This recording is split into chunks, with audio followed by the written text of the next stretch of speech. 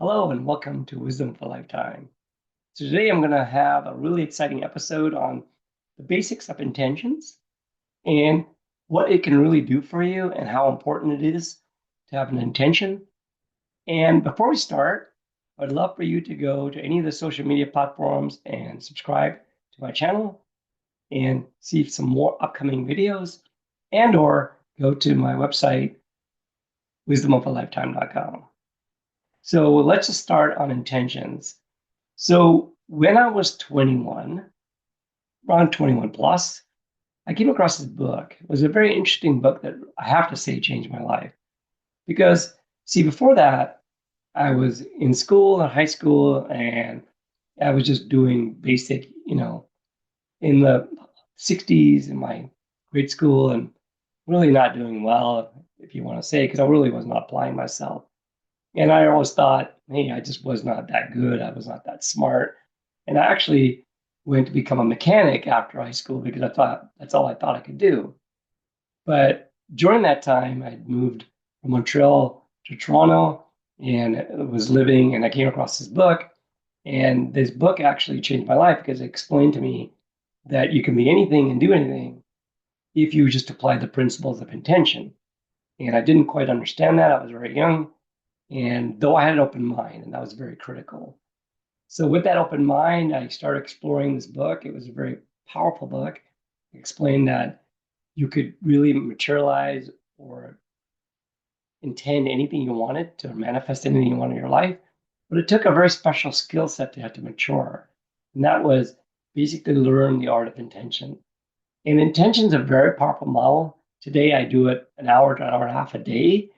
But obviously, in the early days, I only did it very, very little. But I did it with what the book said, which was I'm going to explain here in a minute. And that really changed my life. And I went in my early days in college, I went from basically just being average to just acing everything because I applied these principles of intention. Now, let me get into the details of what that is. So, before I get there, let me talk about now what the book talked about and then apply that into the theoreticals, how this works.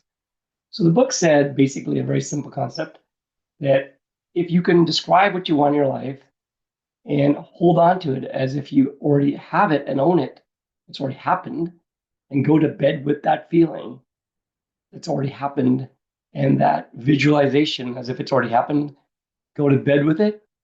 And then when you wake up at the same time, get that same feeling, that same goal and intention, wake up with that intention, eventually reality will change for you over time. Now, that seems very mystical, seems full of it, and I didn't believe it, but I tried it anyways because I had an open mind, and voila, it was incredible to see that actually change. And I went from, like I said, just an average student to being a very top in my classes, in every class, no matter what subject I would do, because I changed my awareness. So let's talk about how this all works. So the subconscious has a lot to do with this.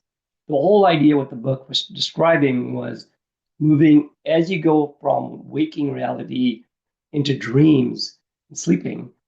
You go through this concept of you're in beta, which is your wave states of how your the brain where it works, and it's called the beta state, and it's a waking state, and we'll describe what beta is in a second and ask AI. And then you go into alpha, and then theta and delta. And delta becomes very deep sleep. So let's just ask what that means to our friend AI.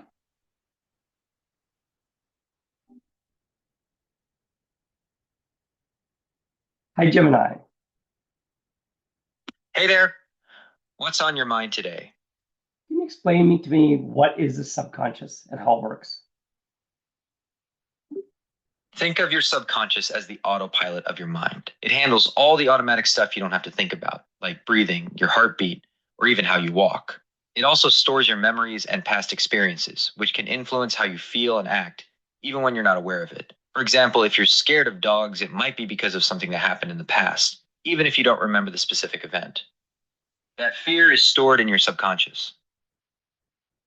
So to get to the subconscious, can you also get to it by going into what we call the alpha state or the theta state or delta state? Can you explain what these states of these from beta to alpha to theta to delta is? All right, so those are all different brainwave states. Think of them like gears in your brain that change depending on what you're doing.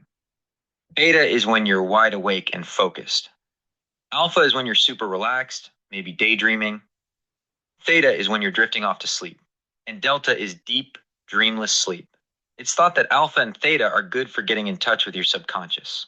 But you don't have to be in those states all the time. There are other ways to connect with what's going on below the surface. And hypnotherapy really gets you into the alpha theta state to then kind of program your mind. Is that correct? Yeah, hypnotherapy definitely uses those relaxed states of mind to make changes. It's kind of like your brain is more open to suggestions in those moments, so you can work through things that might be bothering you or learn new ways of thinking and behaving. Thank you. You're welcome. Let me know if you have any other questions. So this is a very powerful idea that basically when you're going to sleep or when you're waking, you are going from this idea of beta to alpha to theta to delta, which is deep sleep. And when you're going into these different states, there's an opportunity to reprogram your subconscious. And this is a very powerful opportunity if you can get very clear with one intention and use that one intention and hold it over and over again. Because what happens, as you'll see in other episodes, reality works very differently than what we're taught. And quantum physics is showing this, and I always try to be objective by using science to show this technology and theories versus just being subjective and being woo-woo. And this actually worked for me very intensely. And all my success is tied to this one book that led me to my self-development paths of understanding how intentions work. And I use it every day today to really realize and manifest my life today. So let's just talk about, what is happening here is that basically you're reprogramming your subconscious to a certain state of being that you normally would not get access to. And so by setting an intention, you repeat that intention. And how the intention works is very simple. You basically have one clear goal of what you want out of your life. You might not believe it, and that's okay, because you're going to go from not believing it to kind of being unsure to kind of maybe to believing it might be possible to it's going to happen to I know it's going to happen. And that's when reality kicks in. And it's that reprogramming of your subconscious over and over again, where your heart and brain get coherent. And that heart brain coherence is when reality kicks in. Now, I won't get into the science behind this. We'll talk about this as we get into information fields and quantum information fields and all that. But this is not woo-woo. This is not, some kind of science fiction. It's true science. And what I'm going to do explain that up other episodes. But for now, let's just understand how to create an intention. This is the basics of intentions. And other episodes I'll create more in-depth tutorials on intentions. But basically, what you want to do is have a clear intention. It might be something that you don't believe in. If it's you think you're going to be a billionaire and you really have a dollar in your name, it's not going to work because it's going to take a very long time to convince your subconscious otherwise. So I would suggest you pick something that's kind of reasonable. Maybe of a dollar, you could be a millionaire. That's quite doable. And initially, your subconscious will say no, and that's okay. But that's much more doable in today's time than a billionaire.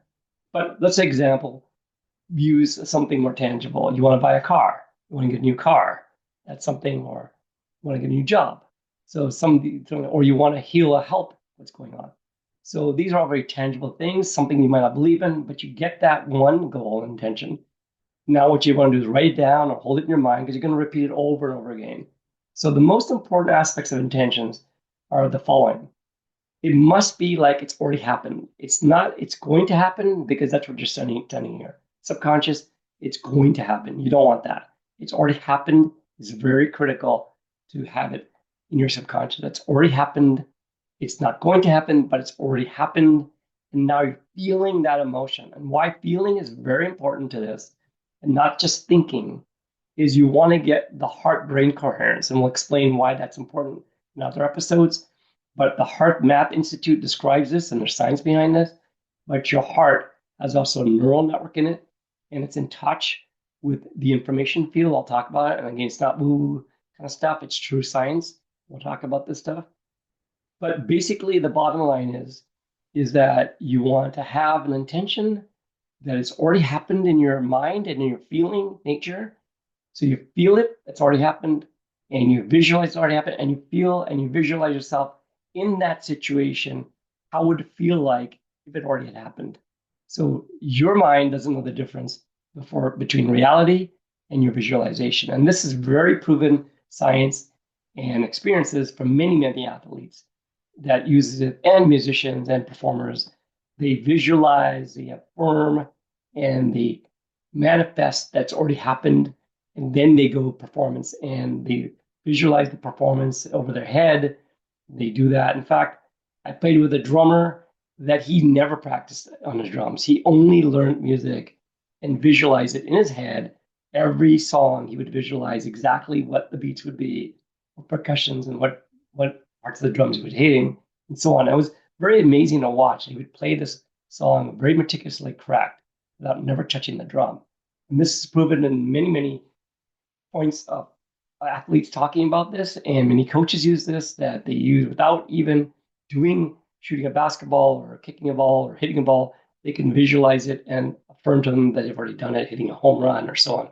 So this is very well proven in sports, and we can use it in our lives. So pick one intention, and then take that intention and close your eyes and visualize it as if it's already happened, and feel it that's already happened. And so feel it like maybe a gratitude, thank you, or just a really yes.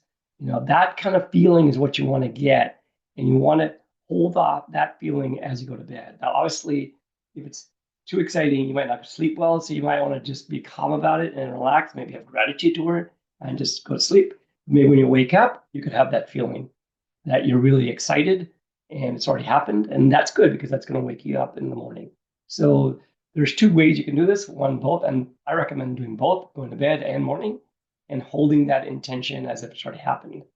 So that's really important. And I think what else I want to cover is basically that what's going to happen next now is when you start doing these intentions, you're going to have to pay attention. Now, we're going to talk about awareness in a second.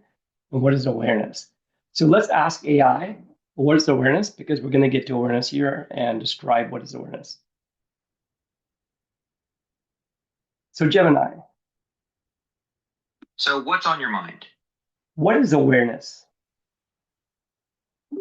Awareness is like being awake and noticing things around you, your thoughts, your feelings, what's going on outside. It's the sense of being conscious and alive.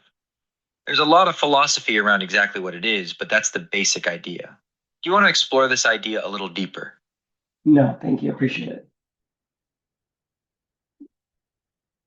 So basically, what awareness is, as we heard from Gemini and Google, that basically awareness is being awake. Now, this is a very important aspect of reality, is to be awake and being aware of what's going on around you, and being aware of the signs. Because what's going to happen as you do this exercise, you're going to get signs. You're going to get these intuitive signs coming to you. And if you're not awake, it's going to just go right by you and you're just going to miss it. So you want to look for signs coming from the universe, but it's really you manifesting your reality. And the reality is now bending itself to your will and giving you exactly what you want. But now the important part is you have to create the awareness that you're paying attention and follow the signs as if you're doing like a treasure hunt. You're going to get little pieces of clues that you're going to have to pick up. And if you miss that clue, another one will come around. Or you're just oblivious in your sleep and you're not paying attention, clues that could even pass you by. And those clues are very critical. So there are examples of this I can talk about in my life, and maybe I'll share with that one example before we close. But basically, awareness is really your ability to pay attention, look for the clues, And in the clues, you have to take action. Now, action is very important because you will not get anywhere without action. So you can intend all you want and sit in intentions, going to sleep and waking up. But at some point, reality is going to give you the clues that you need to take action on. So when you're awake, you take action, you pay attention, you trust your intuition, and you follow your intuition to taking those actions. Now let's ask Google, what is intuition? So Gemini, can you tell us what intuition is, please? Intuition is like that little voice inside you that tells you something's up, even when you don't have all the facts. It's like a gut feeling or a hunch. Sometimes it helps you make decisions quickly, and other times it warns you about something that might be wrong. Thank you. So to end this, let me give you an example of what happened to me. So when I was young, I told you I was being a mechanic, and I went and was a mechanic in Montreal, leaving high school, and then I went to Toronto, and I was a mechanic working on these equipment that you see at airports, these very heavy equipment, and I hated that job, but that's all I thought I could do. Now, very importantly, I followed my intuition at a very critical state.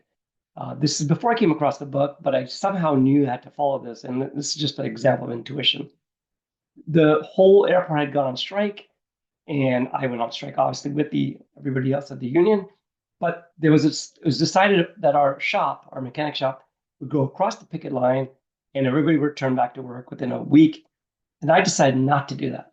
Now I trusted my intuition not to do that because I felt it wasn't right that all the other people in the whole union and across the whole company that was on strike was picketing, and the shop and mechanics decided to go against that. And I felt that just wasn't right. So I went my intuition, followed that. But more importantly, after the strike was over, which was many months later, I was called back, and the whole shop had been working for all that time. So when I was called back, the union decided not to back me because obviously the shop didn't want me because I didn't go back across the picket line when the rest of them did. And the union did not back me. And I was kind of happy because I didn't want to go back to be a mechanic because I really couldn't stand being a mechanic. And that was a critical point in my life that led me to journey into computer science, which at that point I didn't think I was capable of. But at that point, I had no other choice because I didn't have to become a mechanic anymore. I wanted to do something different. I was very young. I had to follow a new path. And my intuition had told me, if I could feel it, not to go across the picket line. And that when I was kind of thrown out from the company because I didn't cross the picket line, the union didn't back me, I was joyful inside. And I kind of could feel that joyful, even though my father didn't want me to leave. He wanted me to fight it. I didn't want to, and I wanted to leave, and I just felt it was the right thing to do. So there's an example that intuition, following it, trusting it, is a gut feel, and you have to learn how to find intuition. Maybe in future episodes, we'll talk about how to get to intuition. So with that, let's just recap. The most important thing is as you're going to bed, as you're waking up, get your intention ready and feel it and visualize it's already happened, the most thing, and state, I am. I am whatever. I am happy, or I am so grateful I got the new car, or I am so grateful I've got this great job, or I am so healthy, or I am healthy, or whatever. But I am is a very powerful statement because you're claiming your right to reality.